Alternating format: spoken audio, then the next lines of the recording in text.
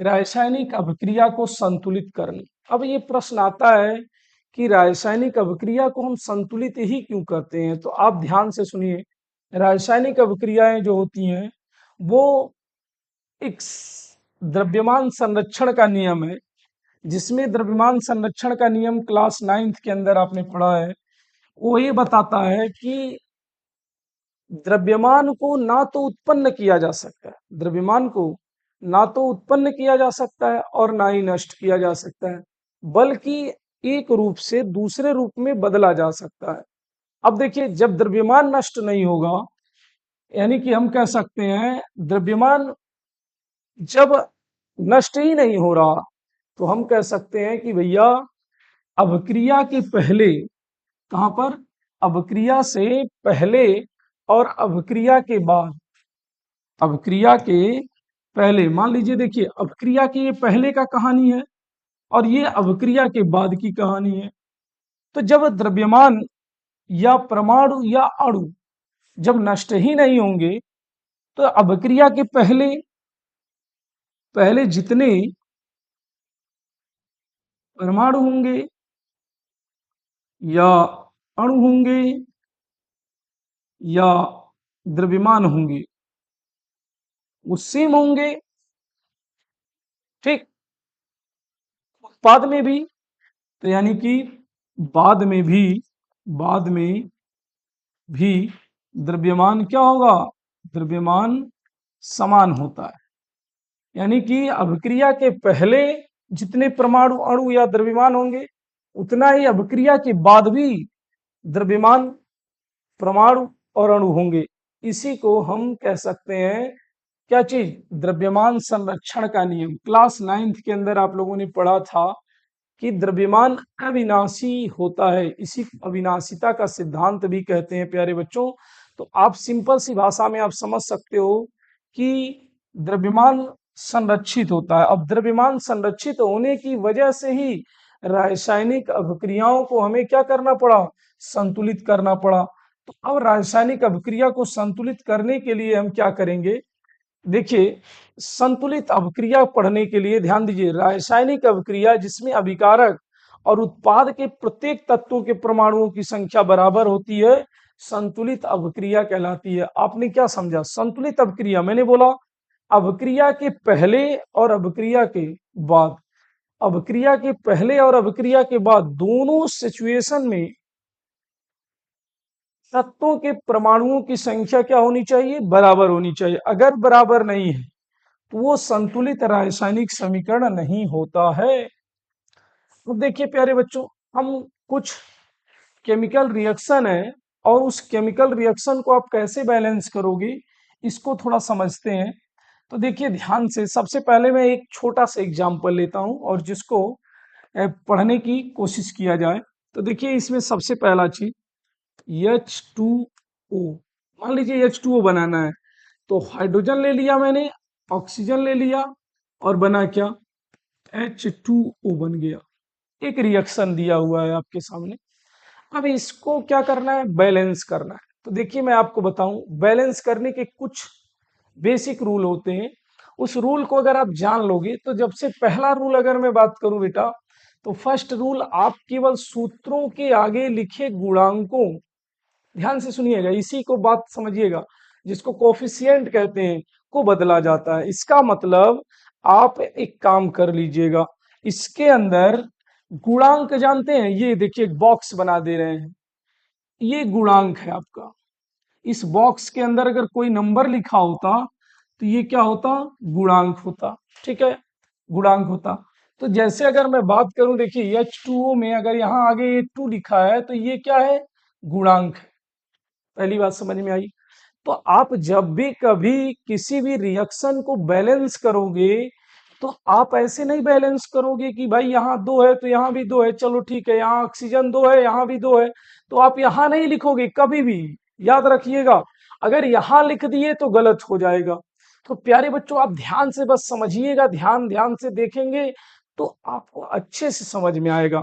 तो आपने क्या समझा, जब भी कभी हमको कुछ भी लिखना होगा, हम कोफिशिएंट की जगह पर लिखेंगे, यहां पर लिखेंगे, लेकिन हम इसके सब सब्सक्रिप्ट को हिंदी में कहते हैं मेरे प्यारे बच्चों उपसूचकों। उपसूचक क्या होता है? देखिए, आप सूत्रों में लिखे उपसूचक सब्सक्रिप्ट्स को नहीं बदल सकते। जैसे अगर ये H2O है तो H2O में ये देखिए 2 है यहां लिखा ना, ये सब्सक्रिप्ट है, उपसूचक है। क्या है ये? जैसे मान लो H2SO4 है, H2SO4, तो यहां देखिए ये क्या है, ये और ये क्या है आपका सब्सक्रिप्ट है। समझ में आ गया? उपसूचक समझ में आ गया मेरे प्यारे बच्चों। कोई भी रिएक्शन अगर लिखा हो, जैसे मान लो H2O लिखा है तो यहां पर ये क्या है, उपसूचक है, जिसको सब्सक्रिप्ट इंग्लिश में कहते हैं। फिर से मेरे प्यारे बच्चों HNO3 लिखा है तो ये क्या है, उपसूचक है। और याद रखिएगा, इसको हम कभी भी चेंज नहीं करते हैं बच्चों। इसका मतलब आपने क्या समझा? इसका मतलब ये समझा कि इसको आप चेंज नहीं कर पाओगे। कोई परिवर्तन नहीं करते। आपने क्या समझा? आपने ये देखा कि सब्सक्रिप्ट को, देखिए इसमें कोई परिवर्तन नहीं होगा, इसमें कोई परिवर्तन नहीं होगा, इन सभी में कोई परिवर्तन नहीं किया जाएगा। तो परिवर्तन किसके अंदर किया जाता है बेटा? तो परिवर्तन केवल और केवल कॉफिशिएंट, कॉफिशिएंट मीन्स देखो ये लगा रहे हैं हम, कॉफिशिएंट मीन्स गुणांकों, गुणांकों के बीच या गुणांकों में, केवल देखिए गुणांकों में परिवर्तन करेंगे सूत्र के, लेकिन सब्सक्रिप्ट में परिवर्तन नहीं करते। उसके बाद क्या कह रहा है, जटिल अणुओं या बहुपरमाणुवी आयनों को एक रूप में बैलेंस करते हैं। मतलब SO4 2 है तो इसको एक साथ लेकर के बैलेंस किया जाता है आयनों को, लेकिन इसको आपके सिलेबस में ये है नहीं आपका, ठीक है, तो इसको हम बहुत ज्यादा ध्यान में देंगे नहीं, लेकिन अगर आता भी है तो हम आपको बताएंगे वहां पर। देखिए उसके बाद किसको बैलेंस किया जाएगा? पहले धातुओं को बैलेंस करते हैं, जैसे Fe और O अगर कहीं हो तो पहले किसको आप बैलेंस करोगे? Fe को बैलेंस करोगे, O को बाद में करना है, लेकिन O को बाद में करना है। जांच के लिए दोनों तरफ प्रत्येक तत्व के परमाणुओं की संख्या गिने और तुलना करें। मतलब हम तुलना करेंगे इधर भी और इधर भी, परमाणुओं की अगर संख्या समान हो गई तो उसे हम कह देंगे कि रासायनिक समीकरण बैलेंस हो गया, संतुलित हो गया। तो मेरे प्यारे बच्चों आपने क्या समझा? जब भी कभी किसी भी रासायनिक समीकरण को या रासायनिक अभिक्रिया को आपको अगर बैलेंस करना हो, संतुलित करना हो, तो सबसे पहले गुणांक को ही चेंज किया जाता है, ना तो सब्सक्रिप्ट चेंज करेंगे। और उसके बाद मेरे प्यारे बच्चों आप धातुओं को, सबसे पहले धातु को, फिर अधातु को, और जिनकी संख्या ज्यादा होगी धातुओं में उनको पहले बैलेंस करते हैं। तो अभी आप समझेंगे जब क्वेश्चन को करेंगे, तो ये सारी चीजें आपने समझा। अब एक एक क्वेश्चन आपके सामने है, आप सभी क्वेश्चनों को आराम आराम से करेंगे तो बड़े आराम से आपको प्रैक्टिस हो जाएगा और आपको किसी भी केमिकल रिएक्शन को आप बैलेंस कर पाओगे। तो सबसे पहला जो क्वेश्चन है प्यारे बच्चों, वो H2 + O2 एरो H2O बना था, यही बना था, आपने देखा भी था। इसको बैलेंस करने का क्या तरीका है? मैंने क्या बोला? मैंने कहा सब्सक्रिप्ट नहीं चेंज करते। अगर मान लो कि सब्सक्रिप्ट चेंज करते तो क्या, आप यहां 2 लगा देते तो शायद बैलेंस हो जाता। देखो 2 2 2, लेकिन ये गलत है। ये क्या है? गलत है प्यारे बच्चों। क्यों गलत है? क्योंकि आपने चेंज कर दिया, सब्सक्रिप्ट को। और सब्सक्रिप्ट मीन्स उपसूचकों को आप चेंज नहीं कर सकते हो, बदल नहीं सकते हो, वहां कुछ भी नहीं लिख सकते हो। अगर वहां लिख दोगे तो ये रिएक्शन क्या हो जाएगा? गलत हो जाएगा। तो सही रिएक्शन को कैसे करना है? H2O2 एरो H2O बना। अब ये देखो, इसको बैलेंस करने के लिए हम सबसे पहले ध्यान देंगे, यहां पर क्या है? हाइड्रोजन है, हाइड्रोजन है ना? कितना हाइड्रोजन है चेक करो प्यारे बच्चों। देखिए एक तरफ ऐसे एक बॉक्स बना लिया करिए, जब भी किसी रासायनिक समीकरण को संतुलित करना हो तो एक तरफ लिखिए अभिकारक और दूसरी तरफ उत्पाद। ठीक। अब अगर ऐसा कर दिए और तीसरी तरफ तत्व, आप ऐसे लिखिए सिस्टमेटिक थोड़ा सा, तत्व पहले लिखिए, अभिकारक लिखिए और इधर लिखिए पार। अब ध्यान से सुनिएगा प्यारे बच्चों, बेटा क्या होगा, अब ध्यान दीजिए, हाइड्रोजन कितना है, यहाँ हाइड्रोजन लिख दीजिए, यहाँ ऑक्सीजन लिख दीजिए, बस दो ही एलिमेंट है इसमें बस। अब देखिए अभिकारक कितने हैं, हाइड्रोजन यहाँ दो है, दो कर दीजिए, ऑक्सीजन कितने हैं, दो हैं। तीर के पहले अभिकारक होता है, तीर के बाद देखिए हाइड्रोजन कितने हैं, दो हैं और ऑक्सीजन एक है। बैलेंस करने के लिए हम क्या करेंगे, देखिए हाइड्रोजन तो बैलेंस है लेकिन ऑक्सीजन ही तो बैलेंस नहीं है। देखिए हाइड्रोजन बैलेंस है लेकिन ऑक्सीजन बैलेंस नहीं है, तो ऑक्सीजन के लिए हम उत्पाद के अंदर दो का मल्टीप्लाई कर दें, कोई फर्क पड़ेगा, तो यानी कोफिशिएंट के आगे दो लगा दिया। हम जैसे ही इसके आगे दो लगाया तो ये दो दूना चार हो गया, हाइड्रोजन कितने हो गए, जैसे ही यहाँ पर दो लगाया गया, दो के लगाने से ही हाइड्रोजन कितने हो गए, चार हो गए। तो हाइड्रोजन की जो पोजीशन है वो बदल गई, चार हो गई। अब चार हाइड्रोजन अगर यहाँ है तो यहाँ पर दो ही है, तो हम यहाँ भी ये क्या करेंगे, दो का मल्टीप्लाई कर देंगे, तो आप देखोगे कि ये रिएक्शन बैलेंस हो गया है। अब देखिए दो दूना चार, यहाँ भी हो गया, यहाँ भी कितना हो गया, चार हो गया, और यहाँ भी चार हो गया, और यहाँ दो हो गया, यहाँ भी दो हो गया। तो आपने समझा क्या कि किसी भी रासायनिक समीकरण को आप किस तरह संतुलित करते हो। आपने केवल इतना ही ध्यान देना है आपको बेटा कि कोफिशिएंट चेंज होंगे, क्या चीज चेंज होंगे, कोफिशिएंट चेंज होंगे, बाकी कोई भी चीज चेंज नहीं होता है। सब्सक्रिप्ट कभी भी नहीं चेंज किया जाएगा। तो ये पहला एग्जाम्पल था। दूसरा एग्जाम्पल हम कैसे बैलेंस करेंगे उसको देखते हैं प्यारे बच्चों।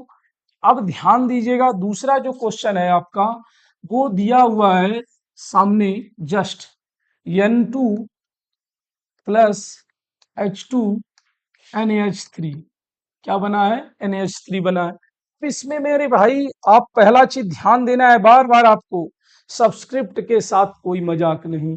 तो सब्सक्रिप्ट मतलब ये दो, दो, तीन, इसको आप चेंज कर ही नहीं सकते ना, कोई नया सब्सक्रिप्ट लगा सकते हो। जैसे यहाँ पर N2 है ना, तो यहाँ ऐसा नहीं करोगे कि यहाँ 2 लगा दोगे, गलत हो जाएगा बेटा, गलत हो जाएगा। तो आपको फोकस क्या करना है, यानी कि आपको फोकस करना है कि आपकी सब्सक्रिप्ट के साथ ना तो कहीं हम लिखेंगे सब्सक्रिप्ट को और ना ही चेंज करेंगे। तो हम जब भी कभी चेंज करेंगे तो कोफिशिएंट, कोफिशिएंट मींस गुणांक, तो एक बॉक्स बना देते हैं हम इसके पहले, आपको समझाने के लिए बार बार। अब अगर ये बॉक्स बनेगा तो इसी बॉक्स के अंदर वो नंबर लिखे जाएंगे जिसको आप बैलेंस करोगे। तो देखो एक तरफ लिखो तत्व, एक तरफ अभिकारक और एक तरफ उत्पाद। अब ये मेरे प्यारे बच्चे जो नहीं जानते हैं वो जान लें, तत्व कौन कौन है, देखिए नाइट्रोजन है और एक हाइड्रोजन है, बस दो ही यहाँ एलिमेंट है। अब देखिए अभिकारक क्या होता है, तीर के पहले वाले लोग अभिकारक होते हैं, ये लोग अभिकारक हैं। तो अभिकारक में नाइट्रोजन कितना है, देखो दो है, तो नाइट्रोजन दो है तो दो लिख दो आप। अभिकारक में हाइड्रोजन कितने हैं, दो है, दो लिख दो आप। उत्पाद में नाइट्रोजन देखो सिंगल है और हाइड्रोजन तीन है। अब इसको बैलेंस कैसे किया जाए, इसके लिए मेरे प्यारे बच्चों आप सबसे पहले, सबसे देखिए ये N2 है तो यहाँ N सिंगल है तो यहाँ दो लगा दीजिए। जैसे ही यहाँ दो लगाएंगे तो नाइट्रोजन तो बैलेंस हो गया, लेकिन हाइड्रोजन देखिए 3 2 जा 6, हाइड्रोजन के नंबर कितने हो गए, 2 × 3 कितना हो गया, 6 हो गया।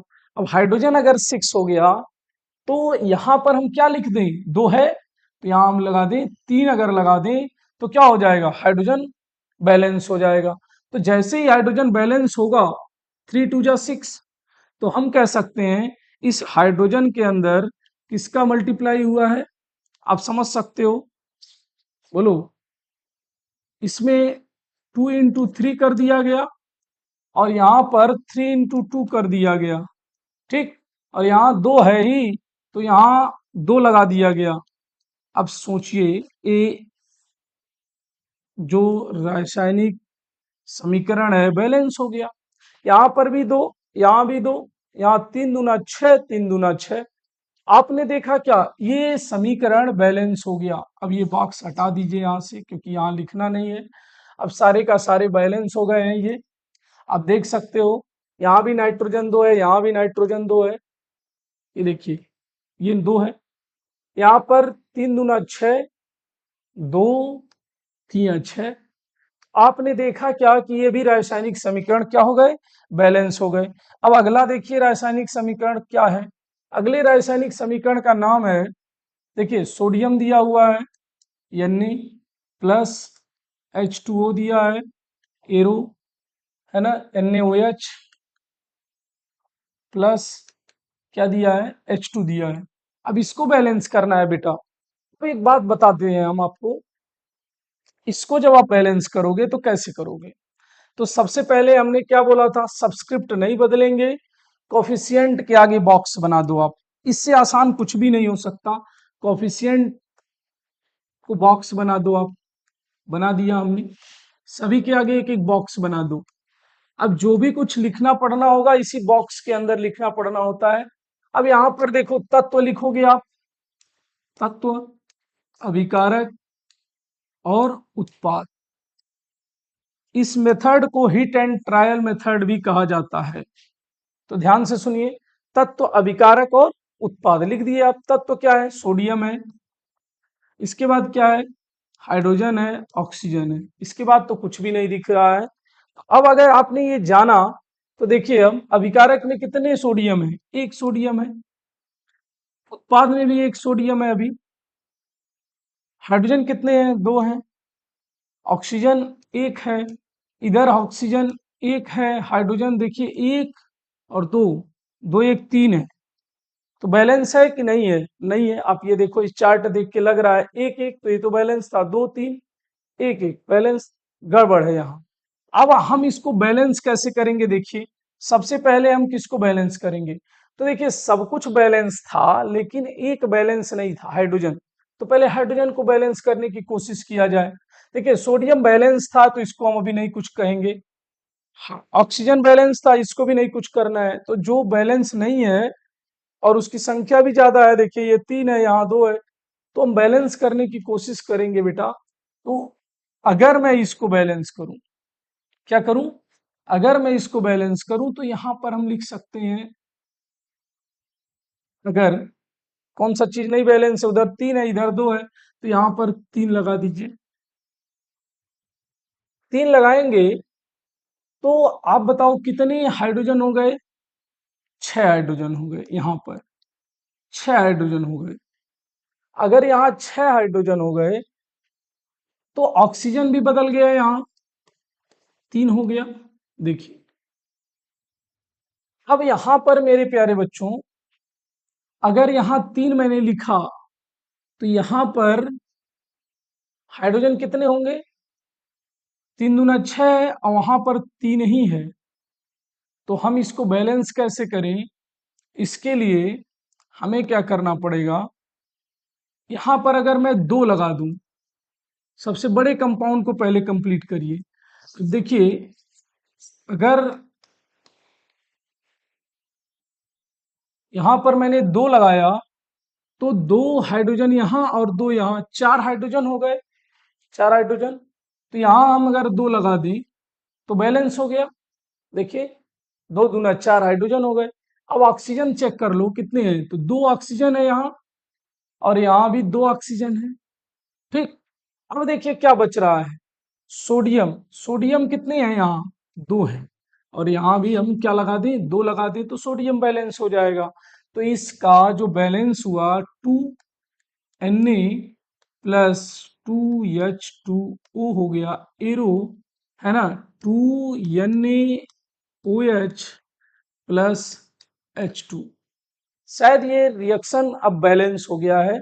अब देखिए सोडियम कितना है यहाँ पर प्यारे बच्चों, तो आप देखोगे दो है, तो यहाँ भी दो है। ठीक, यहाँ पर हाइड्रोजन कितने हैं, दो दूना चार, तो यहाँ भी दो यहाँ है और दो यहाँ है, चार हो गया। ऑक्सीजन कितने हैं, देखो दो यहाँ है और दो यहाँ है, तो दो दो। तो ये रासायनिक जो समीकरण था वो बैलेंस हो गया है। ऐसे ही मेरे भाई आप एक और कर दे रहे हैं हम, बाकी आप कर लीजिएगा। एक और कोई इसमें से कर दे रहे हैं, तो देखिए एल है, L plus H C L arrow, L C L three plus H2। Balance check करेंगे बेटा, इसमें देखिए तत्व लिखेंगे, इसके बाद अभिकारक, उत्पाद चेक कर लिया जाए क्या पोजीशन है, तो Al है, H है, Cl है। ठीक, Al यहाँ पर कितना है, एक है, Cl कितना है, एक है, H भी एक है। इधर देखते हैं Cl कितना है, यहाँ Cl 3 है, Al कितना है, एक है, और हाइड्रोजन कितना है, 2 है। अब देखिए ये अभी भी बैलेंस नहीं है। अब इसको बैलेंस करने के लिए आपको फिर वही पुराना लॉजिक, बॉक्स बना दीजिए। इसी बॉक्स के अंदर नंबर हम लिखते हैं, बाकी कहीं भी नहीं लिखेंगे। वैसा करने पर बेटा क्या होगा, देखिए एल यहाँ एक है तो एल बैलेंस अभी छोड़ दीजिए एल को। हाइड्रोजन वहां 2 है, यहाँ एक है, तो हम 2 हाइड्रोजन कर देते हैं।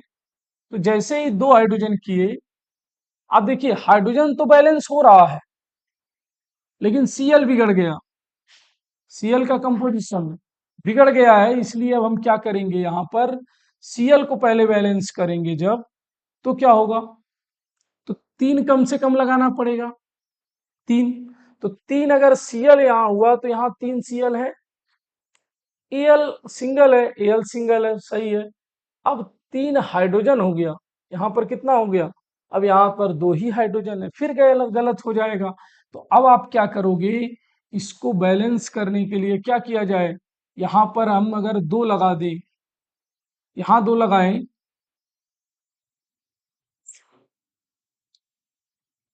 तो क्या होगा, 2 तिया 6 Cl हो गया। अगर 6 Cl हो गया, तो यहाँ पर हम क्या कर सकते हैं, बोलिए। यहाँ पर 2 लगा देने से 3 दूना 6 हो गया, 3 दूना 6 हो गया, और यहाँ पर 6 लाने के लिए हमको यहाँ 3 लगाना, 3 से हमारा ये बैलेंस होगा नहीं, हाइड्रोजन तो नहीं होगा। तो हम क्या कर सकते हैं, अब देखिए क्या करा जाए, तो यहाँ पर हम 3 लगाएंगे, तो 3 दूना 6 Cl हो जाएगा, और 6 Cl के लिए हम यहाँ क्या कर देंगे, 6 कर देंगे। अब 6 हाइड्रोजन क्या करना है, 6 हाइड्रोजन हो गया, तो 6 हाइड्रोजन के लिए हम 3 लगा दें, यहाँ 3 दूना 6 हाइड्रोजन हो गया, यहाँ भी 6 हाइड्रोजन हो गया। Cl कितने हुए, 6, 3 दूना 6 Cl हो गया। अब अगर 6 Cl हो गया, तो यहाँ पर हम एल्यूमिनियम कितना कर दें, 3 कर दें। देखिए अब शायद बैलेंस हो गया है मेरे प्यारे बच्चों। तो ये देखिए थोड़ा देर के लिए आपको मखाउज ये करने पड़ते हैं, इसको बुद्धि लगानी पड़ती है इधर उधर। तो देखिए Al अब कितना हुआ प्यारे बच्चों, अभिकारक में 3, उत्पाद में भी 3। अब देखिए हाइड्रोजन कितना हुआ, हाइड्रोजन यहाँ पर 6, यहाँ पर भी हाइड्रोजन, 3 दूना 6। अब देखिए यहाँ पर Cl कितना हुआ, Cl हो गया आपका 6, यहाँ पर 3 दूना 6। तो आपने देखा क्या कि ये रासायनिक समीकरण इस तरह बैलेंस हो गए। तो देखिए ये आपको माथापच्ची करनी ही पड़ेगी, इधर का उधर, उधर का इधर, ऐसे जोड़ घटा करके आपको बैलेंस करना होगा। और जब ये बैलेंस हो जाएगा, तो हम कह देंगे कि रासायनिक समीकरण संतुलित हो गया। तो मेरे प्यारे बच्चों, ये सभी आपके लिए होमवर्क रहेगा। आप घर पे बैठ करके सारे रिएक्शन को क्या करेंगे, सॉल्व करेंगे, और इसके बाद अगला लेक्चर हम लोग अगले दिन किसी लिया जाएगा।